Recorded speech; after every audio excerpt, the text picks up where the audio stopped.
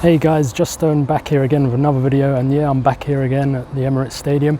So I sort of came here for two reasons today. One is to sort of like just talk a bit more about Arsenal, and the second one is to sort of, I came down here to take a look at the, the authentic home version of the kit, because I noticed, thanks very much, my review of the replica home shirt has done really well. Thanks very much for watching. So I thought I'd sort of like follow up on that.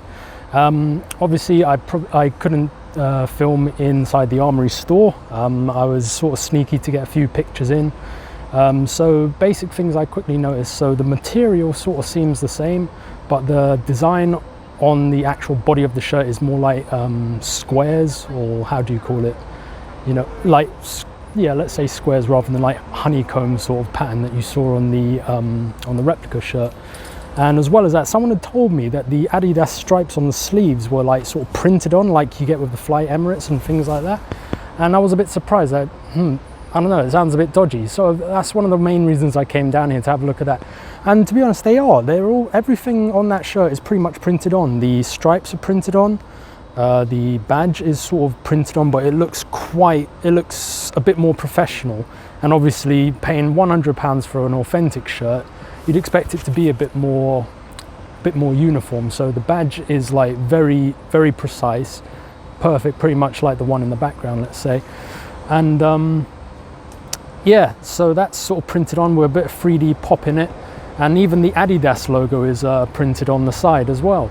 So I was a bit surprised by that. I mean, but one of the sales assistants there told me, oh, it's all fancy technology, you can use it in the heat, in the warm weather, use it in the cold weather. I don't know. The materials still look pretty thin. I don't know what all this scientific stuff is in the material, but that's what it is. So yeah, like, hopefully this video stays up so you can look at the pictures, but everything's printed on there, and paying 100 quid for it, you'd expect something good, really.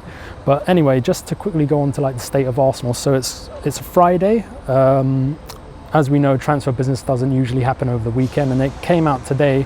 Well, apparently there's reports that we've agreed a deal to sign William Saliba, and that's going to be the deal that we sign him, but he goes back on loan to St Etienne in Ligue 1.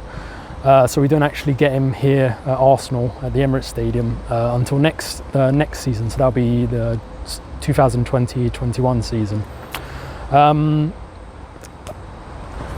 Unless I've just missed something, I don't quite know why he's going to be loaned back. I think it's something to do with like installments. That's a whole other subject, but I just was reading up about him today. He's 6'4". We need like a sort of menacing defender. I know he's only young, but people are raving about him. Maybe he's what we need right now.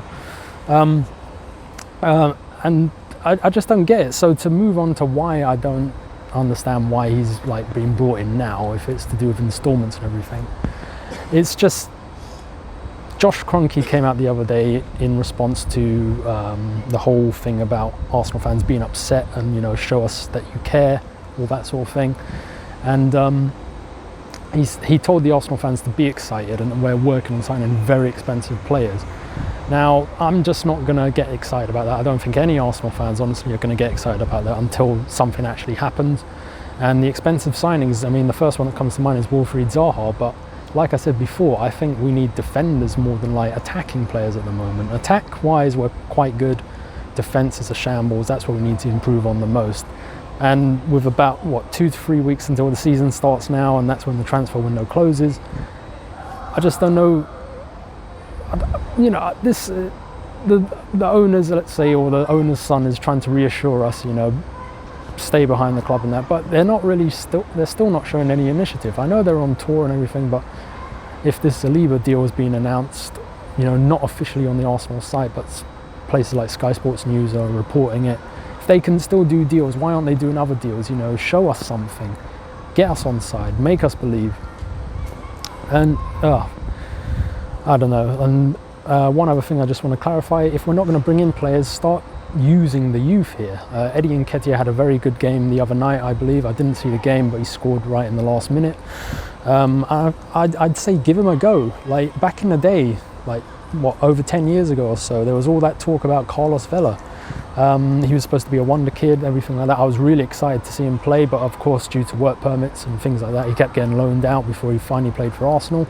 And then when he did play, he didn't sort of live up to the hype and that. And I just wonder if he's sort of had been able to play at a younger age than when he first debuted for Arsenal, could he have done more, like reach the higher potential? And I don't want things like that to happen to some of our youth players that have, you know, they have a sort of rep already saying like, oh, they're going to be a big star.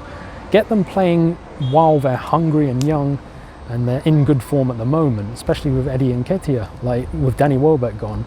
If Aubameyang or Lacazette get injured or something like that, who's going to step up to be the striker?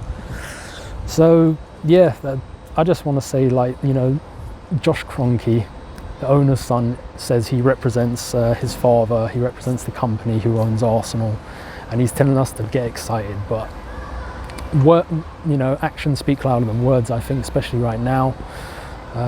Yeah, they said they want to start challenging for at least the Champions League places. This will be the third season, I believe, that we haven't been in the Champions League. So they need to do something to get us on side again. I know people are still going to come here. If I had the money, I would come to these games, because I've hardly ever been to any football games, especially, I haven't been to any football games, let's say. Last season I only went to 3 games, that's all I could afford. But I would come if I could.